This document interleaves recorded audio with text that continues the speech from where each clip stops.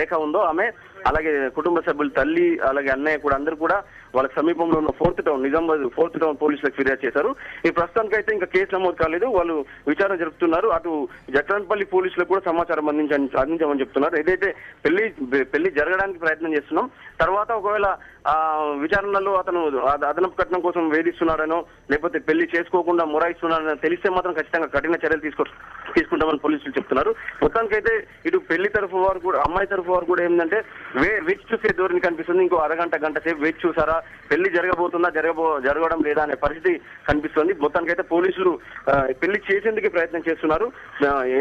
సామరస్యపూర్వకంగా మాట్లాడుకొని పెళ్లి జరుపుకోవాలి. ఎందుకంటే పెళ్లి పత్రికలు, ఆ బంధువర్గం అంతా కూడా మొత్తం అన్ని కూడా ఖర్చులు పెద్ద ఎత్తున అంతా సిద్ధమైపోయింది కాబట్టి పెళ్లి జరుపుకోవడానికి మాట్లాడుకోవాలి. సామరస్యపూర్వకంగా జరుపుకొని అదనపు కట్నం కోసం చూడకుండా ఖచ్చితంగా మాట్లాడుకున్న ప్రకారమే పెళ్లి చేసుకోవాలని చెప్పి సంప్రదింపులు చేసే పనిలో పోలీసులు ఉన్నారు. అటు జక్రాన్పల్లి పోలీసులు కూడా ఇందులో ఇన్వాల్వ్ అవుతున్నారు. ఎందుకంటే పెళ్లి కొడుకు ప్రస్తుతానికి జక్రాన్పల్లి దాదాపు 36 కిలోమీటర్ల దూరంలో ఉన్నాయి జక్రాన్పల్లి పోలీస్ స్టేషన్ పరిధిలో ఉన్నాడు.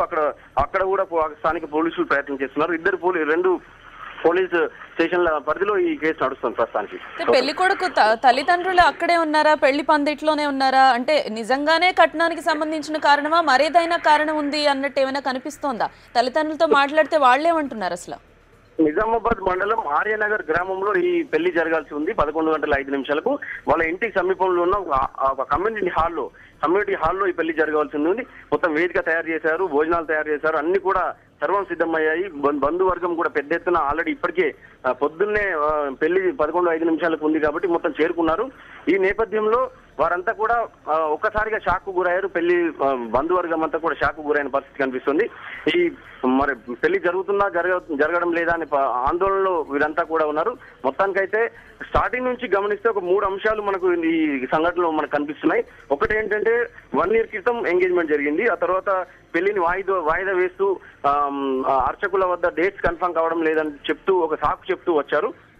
తర్వాత 6 నెలల తర్వాత ఏంటి అసలు పరిస్థితి ఏంటి, పెళ్లి ఎప్పుడు పెట్టుకుందామని చెప్పి వీళ్ళంతా అమ్మాయి తరఫు వాళ్ళు అడిగితే 6 నెలలు తర్వాత పెట్టుకుందామని చెప్పారు. తర్వాత సంవత్సరం గడిచింది. సంవత్సరం తర్వాత ఏంటంటే కట్నం అందలేదు అన్న విషయం నేపథ్యంలో ఈ తాత్సారం చేస్తున్నట్టు చేశారు. తర్వాత ₹1,00,000 కట్నం అందాక మళ్ళీ ఇతనికి చేతబడి చేశారు. మస్కట్ తర్వాత దుబాయ్, మస్కట్ ప్రాంతం నుంచి గల్ఫ్ ప్రాంతానికి వెళ్ళాడు.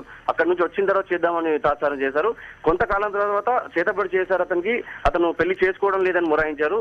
తర్వాత ఒక బైక్ కావాలని డిమాండ్ చేశారు. ఇట్లా అంటే ఉద్దేశపూర్వకంగా ఏదో అదనపు కట్నం కోసం వేధిస్తున్నారన్న ఆలోచనలు అయితే, ఆరోపణలు అయితే ఖచ్చితంగా ఈ సైడ్ నుంచి కనిపిస్తున్నాయి. అమ్మాయి తరఫు బంధువుల నుంచి అయితే కనిపిస్తున్నాయి. మొత్తానికైతే స్టార్టింగ్ ఏదైతే 2 లక్షలు కావాలి అని డిమాండ్ చేశారు, ఫస్ట్ మాట్లాడుకున్న సందర్భంలో 2 లక్షలు కావాలన్నప్పుడు ₹1,00,000 మాత్రమే కుదిరింది. ఇది కట్నం కుదిరింది. ఈ నేపథ్యంలో మిగతా ₹1,00,000 లాస్ అయ్యామన్న ఫీలింగ్ లో వరుణి పరిస్థితులు వాళ్ళు కనిపిస్తున్నారు.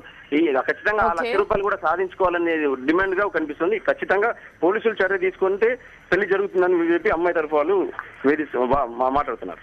Thank you Vignesh.